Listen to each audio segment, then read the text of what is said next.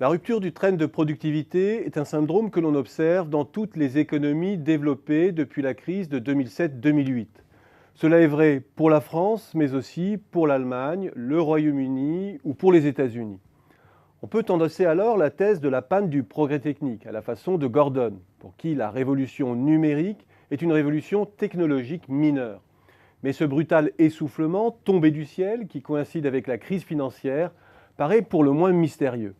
Il est à craindre que cette explication n'en soit pas une et que les économistes soient victimes de leurs propres conventions, oubliant que ce qu'ils mesurent lorsqu'ils prétendent appréhender le progrès technique, le fameux résidu de Solow, c'est précisément la part non expliquée de la croissance, celle qui ne relève ni de l'accroissement du volume de travail, ni du capital. Autrement dit, le seul constat qu'ils sont autorisés à faire, c'est que la croissance ralentit pour des raisons inexpliquées.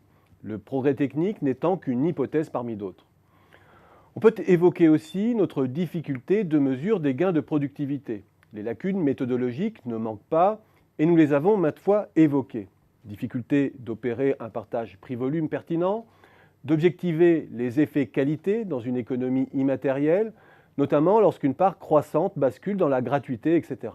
Mais là encore, comment expliquer que ce biais structurel imprime soudainement sa marque après 2008 ?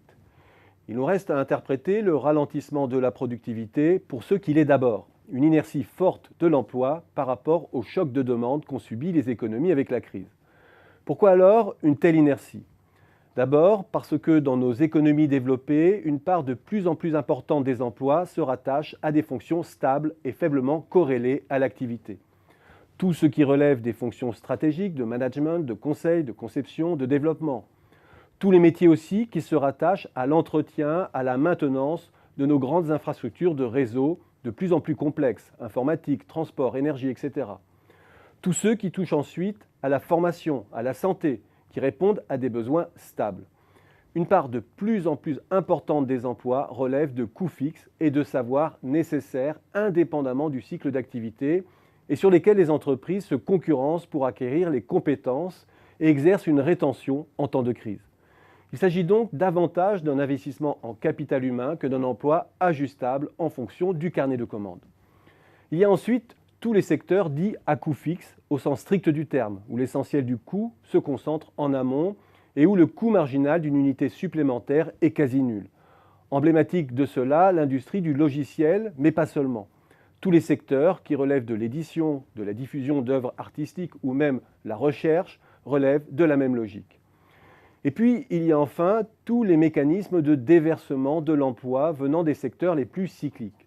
Tout ne se cristallise pas en chômage, heureusement, et une partie de l'emploi exposé au cycle vient se déverser sur les mini-jobs de services de plus en plus subventionnés, sous-rémunérés, ubérisés, dans le gardiennage, la logistique, les services à la personne, la sécurité, ou se muent en auto-entrepreneuriat fragmenté.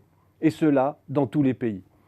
Tous ces phénomènes font qu'un choc de revenus négatifs se mue en ralentissement de la productivité.